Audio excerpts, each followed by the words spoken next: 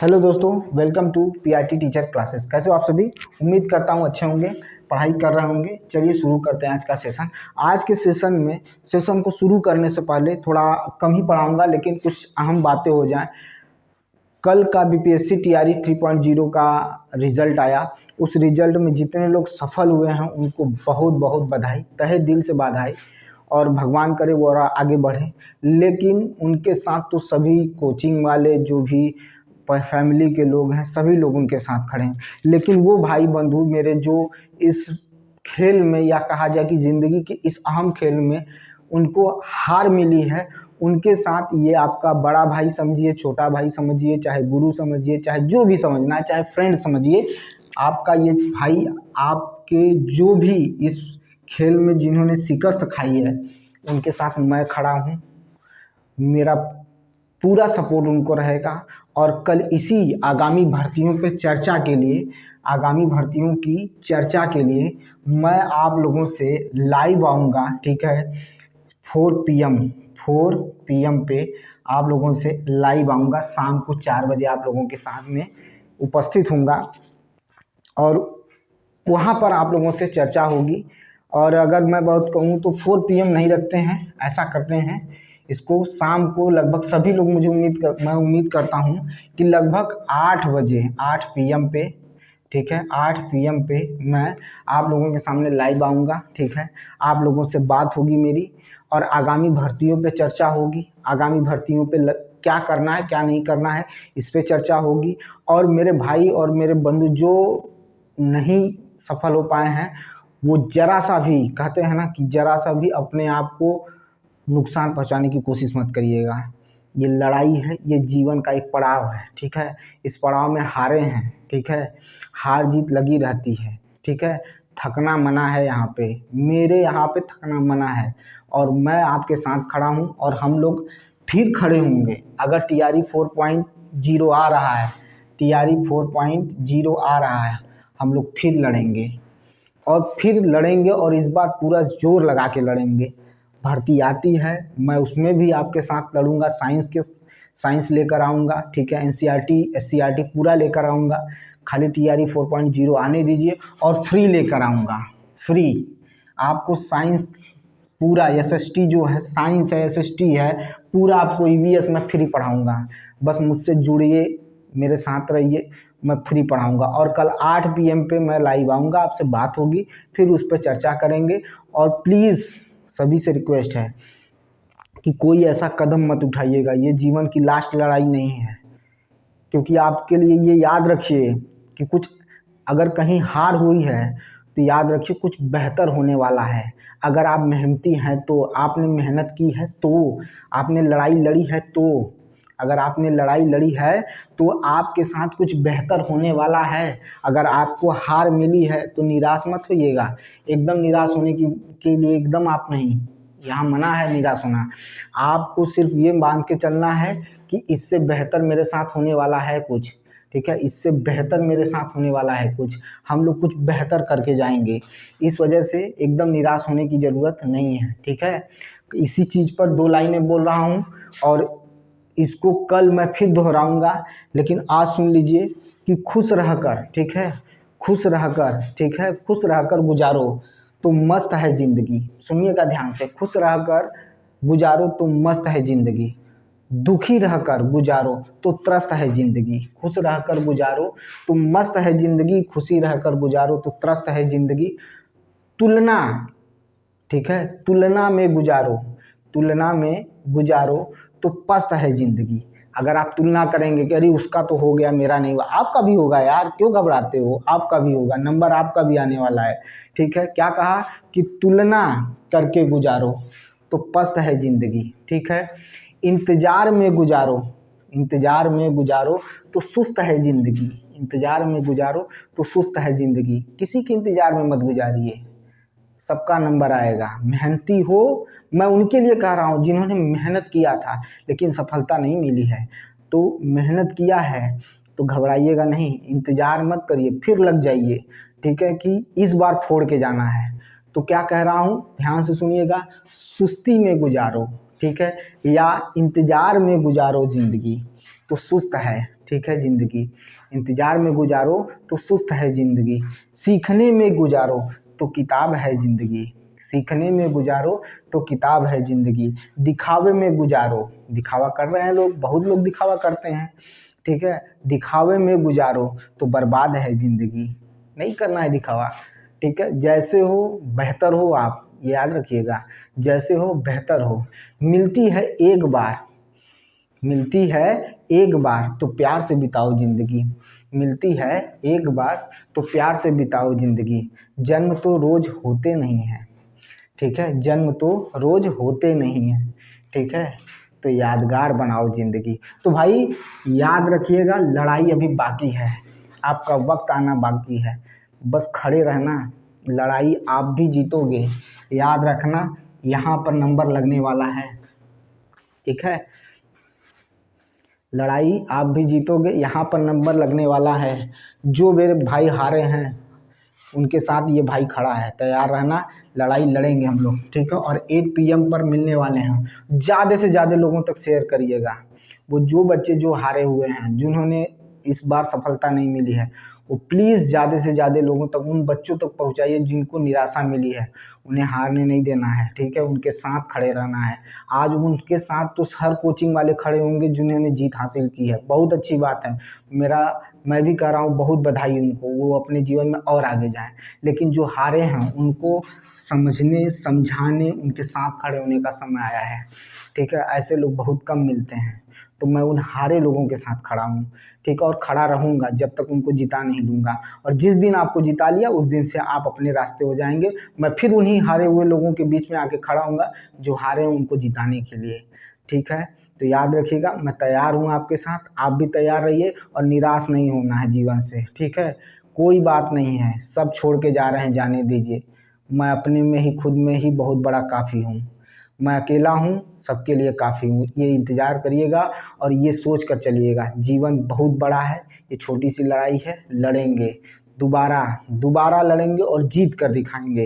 तो चलिए शुरू करते हैं इसी के साथ सेशन में। थोड़ा सा आज पढ़ाई हो जाए, उसके बाद कल 4 बजे आपसे हम 8 PM पे लाइव होंगे और आपसे मुलाकात होगी और बात होगी, ठीक है। ज़्यादा से ज़्यादा लोग जुड़ने की कोशिश करिएगा, कुछ अच्छी बातें होंगी, कुछ अच्छी चीज़ों पे बातें होंगी, ताकि हम लोग आगे का क्या कर सके, प्लानिंग कर सके। चलिए पढ़ते हैं। देखिए, हम लोगों ने अलगी और फंगी पढ़ लिया था, यानी हम लोगों ने शैवाल और कवक पढ़ लिया था। अब नंबर है जीवाणु का, अब नंबर है किसका, जीवाणु का, ठीक है। तो जीवाणु हम लोग पढ़ेंगे, बैक्टीरिया पढ़ना है हम लोगों को, ठीक है। जीवाणु बैक्टीरिया पढ़ना है हमको, ठीक है। जीवाणु बैक्टीरिया के बारे में हमें पढ़ना है, ठीक है। तो आइए जीवाणु के बारे में पढ़ते हैं, बैक्टीरिया के बारे में पढ़ते हैं। बैक्टीरिया को बताने वाला, मतलब बैक्टीरिया की पहचान करने वाला कौन था, खोजकर्ता कौन था, सारे के बारे में बात करेंगे, ठीक है। सारी चीज़ों के बारे में चर्चा करेंगे। एक ईयर से याद रखिए, 1683 1683 क्या बोल रहा हूँ, 1683 याद करिएगा।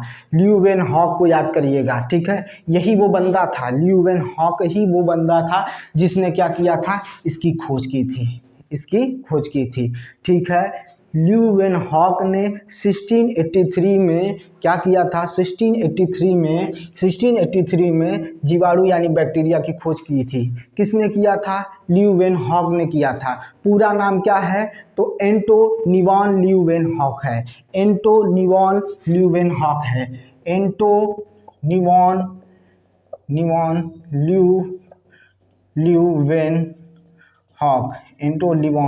ल्यूवेनहॉक, एंटोनिवन ल्यूवेनहॉक था जिसने क्या किया था, बैक्टीरिया की खोज की थी बच्चा।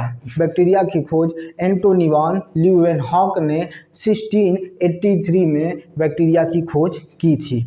जीवाणु विज्ञान का पिता यानी फादर ऑफ बैक्टीरिया या फादर ऑफ बैक्टीरियोलॉजी या फादर ऑफ मतलब जीवाणु किसे कहा गया, तो इसी बंदे को कहा गया, एंटोनियो ल्यूवेनहॉक को ही क्या कहा गया, फादर ऑफ बैक्टीरिया कहा गया, फादर ऑफ बैक्टीरिया कहा गया।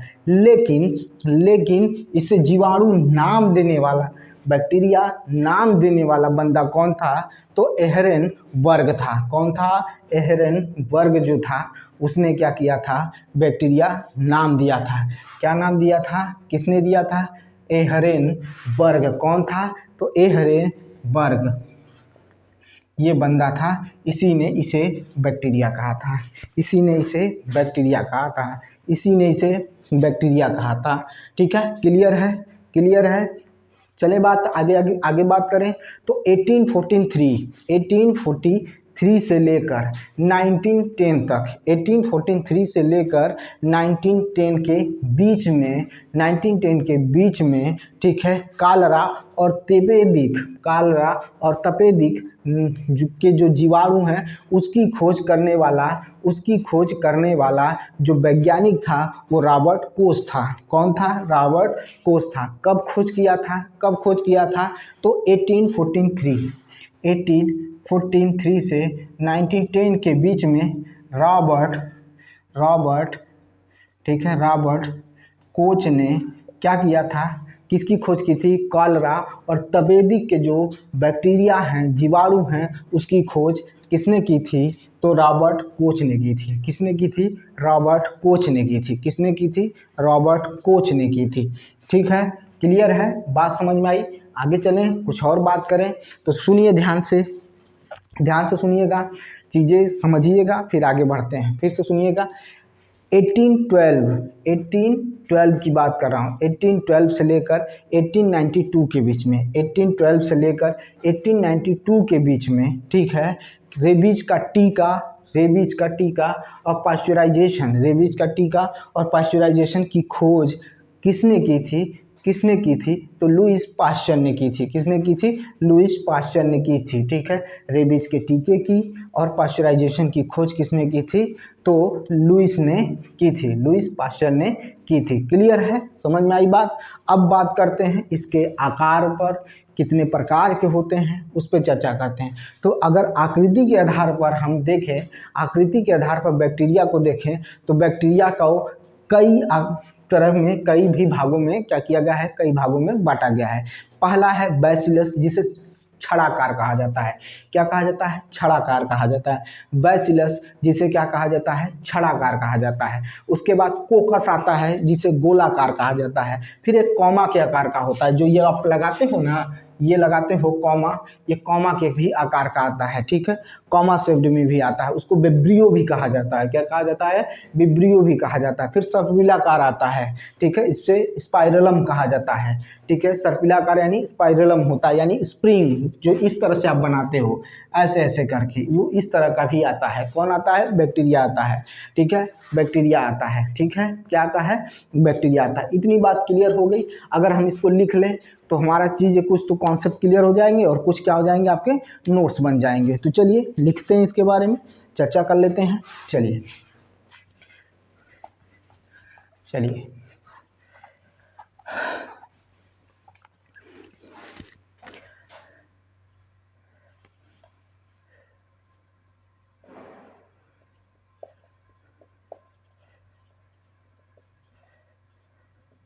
बैक्टीरिया किसकी बात कर रहे हैं? तो बैक्टीरिया की बात कर रहे हैं। किसकी बात कर रहे हैं हम लोग? बैक्टीरिया की बात कर रहे हैं। ठीक है, चलें, मैंने क्या कहा कि सन 1683 ईस्वी में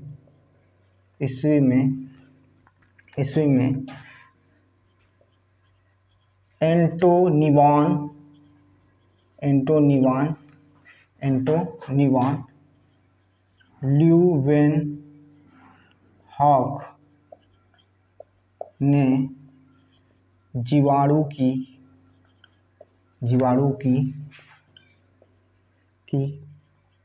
खोज की थी।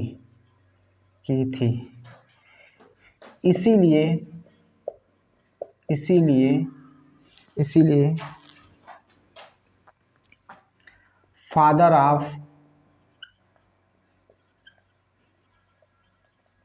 बैक्टीरिया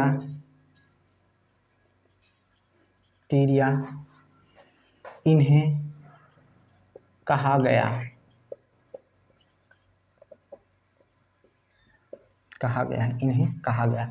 सन 1683 ईस्वी में एंटिनो निवॉन ल्यूवेनहॉक को क्या किया था, तो बैक्टीरिया की खोज की थी, यानी जीवाणु की खोज की थी, ठीक है। और जीवाणु विज्ञान के पिता भी इन्हीं को कहा गया, एंटिनो निवॉन को कहा गया, ठीक है। ये क्लियर हो गया। अब बात करते हैं, किसकी बात करते हैं, एहरेनबर्ग। एहरेनबर्ग ने जीवाणु को जीवाणु नाम दिया, जीवाणु को जीवाणु नाम दिया। एहरेनबर्ग ने जीवाणु को जीवाणु नाम दिया। एहरेनबर्ग ने जीवाणु को जीवाणु नाम दिया। किसने दिया, तो एहरेनबर्ग ने दिया। किसने दिया, एहरेनबर्ग ने जीवाणु को जीवाणु नाम दिया, ठीक है। क्लियर है, क्लियर है, ठीक है। और यह वक्त कौन सा था जब एहरेनबर्ग ने जीवाणु को जीवाणु नाम दिया, तो यह समय था, यहाँ पर मैं लिख दूं तो 1829 में एहरेनबर्ग ने जीवाणु को जीवाणु नाम दिया था। एहरेनबर्ग ने 1829 में जीवाणु को जीवाणु नाम दिया था। फिर मैं क्या कहा था, 1843 से 1910 के बीच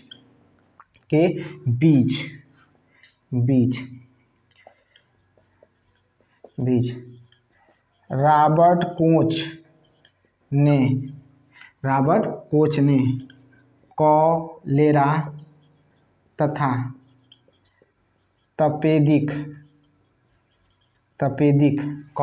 तथा तपेदिक के जीवाणु की खोज की थी। जीवाणु की खोज की थी। कौन किया था भाई, तो रॉबर्ट कोच ने तपेदिक और कॉलेरा के जीवाणु की खोज की थी। कॉलेरा के जीवाणु की खोज किसने की थी, तो रॉबर्ट कोच ने की थी। किसने की थी, रॉबर्ट कोच ने की थी। किसकी खोज की थी, तो कॉलेरा के और तपेदिक के जीवाणु की खोज रॉबर्ट कोच ने की थी, ठीक है। क्लियर है बेटा, क्लियर है, बात समझ में आई।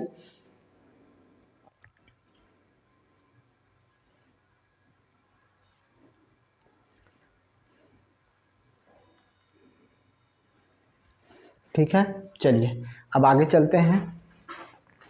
चलिए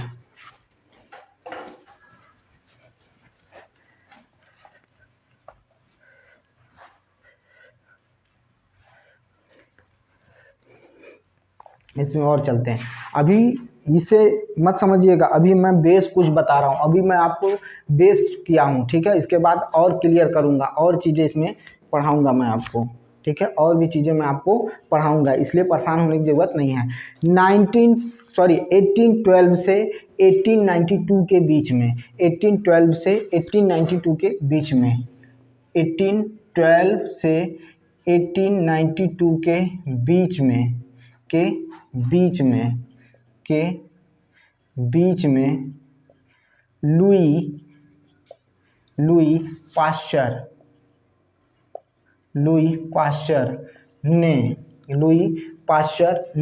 लुई पाश्चर ने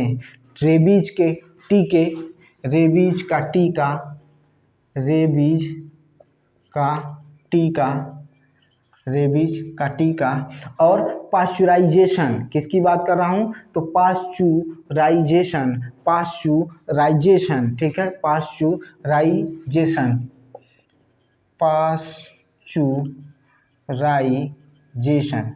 पाश्चुराइजेशन ये आधा है, ठीक है। पाश्चुराइजेशन, ठीक है, किसकी बात कर रहा हूँ, पाश्चुराइजेशन की खोज की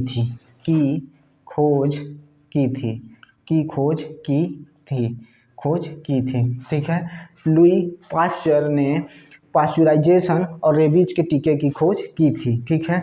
अब आकृति के आधार पर जीवाणु के प्रकार, आकृति के आधार पर जीवाणु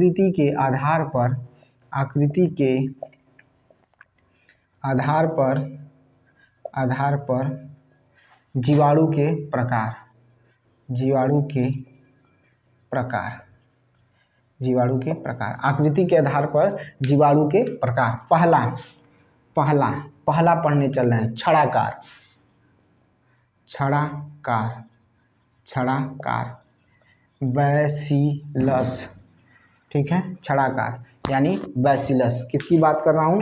छड़ाकार यानी बैसिलस। किसकी बात कर रहा हूँ? छड़ाकार यानी बैसिलस की बात कर रहा हूँ। किसकी बात कर रहा हूँ? तो बैसिलस की बात कर रहा हूँ, छड़ाकार। यह आकार में आपको कैसा दिखाई देंगे? तो छड़ के नुमा या बेलनाकार दिखाई देते हैं। यह छड़ नुमा या बेलनाकार दिखाई देते हैं, बेलनाकार दिखाई देते हैं। यह छड़ाकार यानी छड़नुमा या बेलनाकार दिखाई देते हैं। कैसा दिखाई देते हैं? बेलनाकार दिखाई देते हैं। इसी में दूसरा हम लोग पढ़ने चल रहे हैं। दूसरा क्या है? गोलाकार। कैसा है? गोलाकार, जिसको कोकस कहा जाता है। गोलाकार, गोलाकार जिसे कोकस कहा जाता है। कोकस, क्या कहा जाता है? कोकस कहा जाता है। गोलाकार यानी कोकस कहा जाता है। यह याद रखिएगा, जीवाणुओं में सबसे छोटे जीवाणु होते हैं, जिनकी आकृति इस तरह की होती है, वो सबसे छोटे होते हैं। ये गोलाकार होते हैं। ये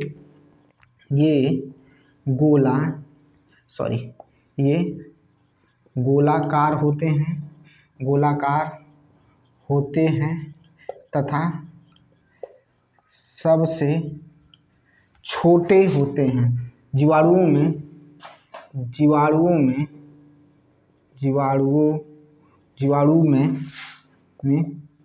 सबसे छोटे होते हैं, सबसे छोटे होते हैं, सबसे छोटे होते हैं। जीवाणु में सबसे छोटे होते हैं। जीवाणु में कैसे होते हैं भाई? सबसे छोटे होते हैं। ये जीवाणु में कैसे होते हैं? सबसे छोटे होते हैं। ठीक है, क्लियर है? दिख गया? ठीक है, ये हो गया। ये क्या होते हैं? जीवाणु में सबसे छोटे होते हैं। ठीक है, ये हो गए दो। अब आगे की तरफ चलते हैं।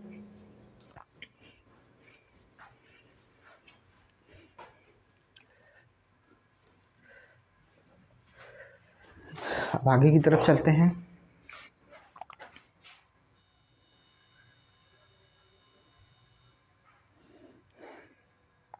चलिए अब देखिए, अब क्या सुनिएगा ध्यान से। हम लोगों ने क्या क्या पढ़ लिया? कोकस पढ़ लिया, बैसिलस पढ़ लिया। अब हम पढ़ने चल रहे हैं कॉमा सेप्ड यानी कोमा आकार का। किसका? कोमा आकार। ठीक है, कॉमा सेप्ड।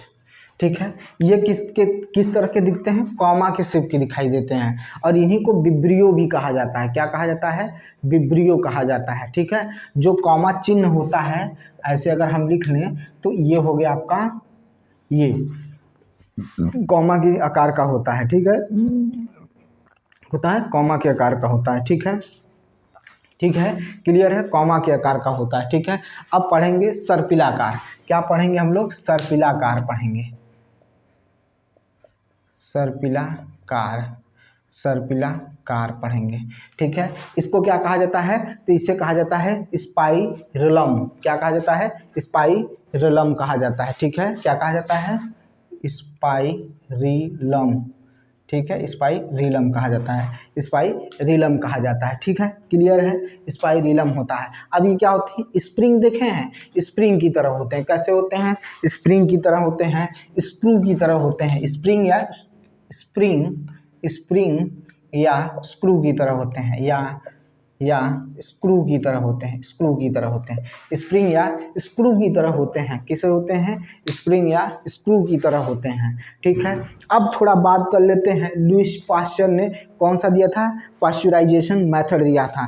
पाश्चराइजेशन मेथड जो होते हैं वो दो तरह से होते हैं। कैसे होते हैं? पाश्चराइजेशन मेथड जो होते हैं वो दो तरह के होते हैं। इसको इसी पर बात कर लेते हैं, क्योंकि लुईस पाश्चर हम लोगों ने पढ़ लिया है, इस वजह से उस पर बात करना बहुत जरूरी है, नहीं तो वो बीच में क्या हो जाएगा? छूट जाएगा। देखिए अभी छूट ही गया था, उसको मैं पढ़ा लेना चाहिए था, फिर इसको पढ़ाना चाहिए, लेकिन मैंने बीच में इसे शुरू कर दिया। तो पाश्चराइजेशन के बारे में जानना बहुत जरूरी है। दूध को अधिक दिनों तक ठीक है, उपयोग करने योग्य बनाने के लिए पाश्चराइजेशन मेथड का यूज किया जाता है। फिर से सुनिएगा कि दूध को अधिक दिनों तक यूज करने योग्य बनाने के लिए हम क्या करते हैं, पाश्चराइजेशन मेथड का प्रयोग करते हैं। किसका प्रयोग करते हैं, पाश्चराइजेशन मेथड का प्रयोग करते हैं। क्या बोला मैंने कि दूध को अधिक समय तक उपयोग करने योग्य बनाए रखने के लिए हम पाश्चराइजेशन मेथड का प्रयोग करते हैं। पाश्चराइजेशन मेथड दो तरीके के होते हैं, दो तरह से, या इनका कहा जाए कि ये दो विधियां होती हैं, दो मेथड्स होते हैं। पहला सुनिएगा ध्यान से, फिर दूसरा लो टेम्परेचर होल्डिंग मेथड। लो टेम्परेचर होल्डिंग मतलब होल्ड करके रखना है, ठीक है, यानी इसमें क्या होगा, टाइम बढ़ेगा। याद रखिएगा कॉन्सेप्ट, याद करने का तरीका मैं बता रहा हूं, अभी पहले सुन लीजिए। याद करने का तरीका है, इसमें टेम्परेचर क्या होगा, कम होगा लेकिन समय ज़्यादा होगा। टेम्परेचर कम होगा, समय ज़्यादा होगा पहली विधि में, ठीक है। अब टेम्परेचर कितना होगा, तो टेम्परेचर होगा 62.8 सेल्सियस, 62.8, ठीक है, ये होगा 62.8 होगा। टाइम कितना होगा, 30 मिनट होगा। टाइम कितना होगा, 30 मिनट होगा। टाइम कितना होगा, 30 मिनट होगा। किसमें, लो टेम्परेचर होल्डिंग मेथड में। High temperature short time method, दूसरा high temperature short time method, high temperature short time method, ठीक है। High temperature short time method, high temperature short time method, ठीक है। हम क्या पढ़ रहे हैं, high temperature short time method, ठीक है, high temperature short time method, ठीक है, क्लियर है, high temperature short time method. अब इसमें हाई टेम्परेचर 71.7 डिग्री सेल्सियस, ठीक है, ये हो गया। और टाइम कितना होगा, 15 सेकेंड होगा। टाइम कितना होगा, 15 सेकेंड होगा। ये दो मेथड हम यूज करेंगे, किसमें करेंगे, पाश्चराइजेशन में। कौन खोज किया है, लुईस पाश्चर ने किया है, लुई पाश्चर ने इसकी खोज की है। तो लिखें, क्लियर करें इसको, ये जो कॉन्सेप्ट है इसको क्लियर करें। तो लिख सकते हैं, दूध को अधिक, ठीक है, दूध को अधिक, ठीक है, अधिक दिनों तक सुरक्षित, दिनों तक सुरक्षित रखने के लिए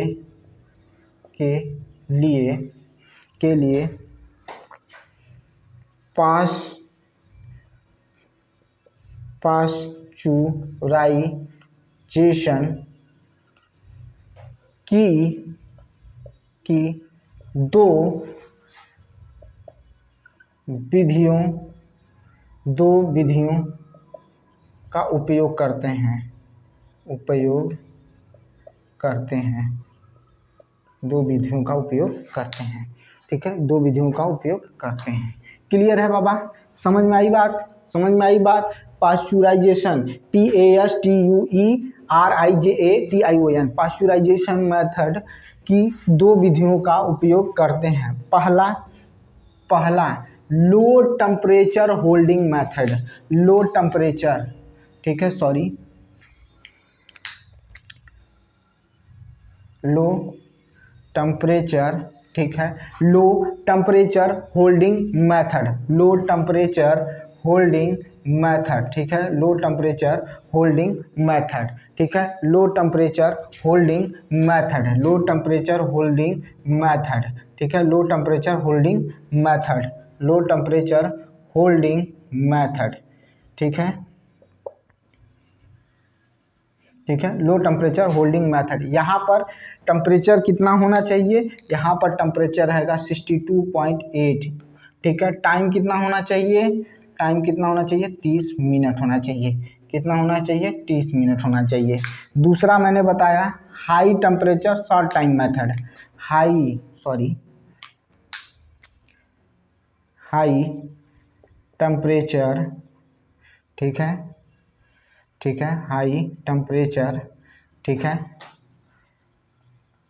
शॉर्ट टाइम मेथड, ठीक है। यहाँ पर क्या होगा, यहाँ पर टेम्परेचर जो होगा 71 पॉइंट कितना होगा 71.7 सेल्सियस से 71 पॉइंट ऊपर और लिखता हूँ 71.7 सेल्सियस से यहाँ पर ये हो गया आपका टेम्परेचर। और टाइम जो होगा बेटा जी, टाइम जो होगा वो 15 सेकेंड होगा।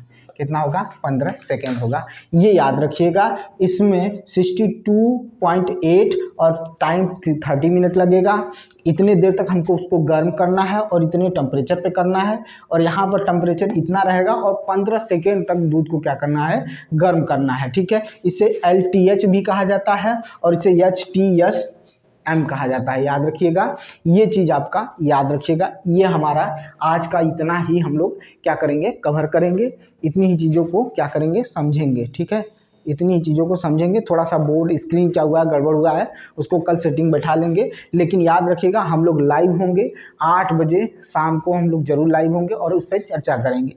ठीक है, लेकिन इतना मैंने आपको बता दिया है, कल इसको फिर से रिवाइज करके तब आगे बढ़ेंगे। ठीक है, तो जिंदा हैं, जिंदा दिल रहिए, मेहनत करिए, माँ बाप के सपने को साकार करना है, टूट के बिखरना नहीं है और अपने आप को बना के रखना है और अपने आप को प्रूफ करना है। इसी के साथ, इसी वादे के साथ आपसे अलविदा लेता हूँ। मिलता हूँ नेक्स्ट वीडियो में। कल 8 PM पे हम लोग लाइव होंगे, उससे पहले मैं क्लास लूँगा, उसके बाद 8 PM पे हम लोग लाइव होंगे। मिलते हैं नेक्स्ट वीडियो में। बहुत बहुत धन्यवाद और लगे रहिए।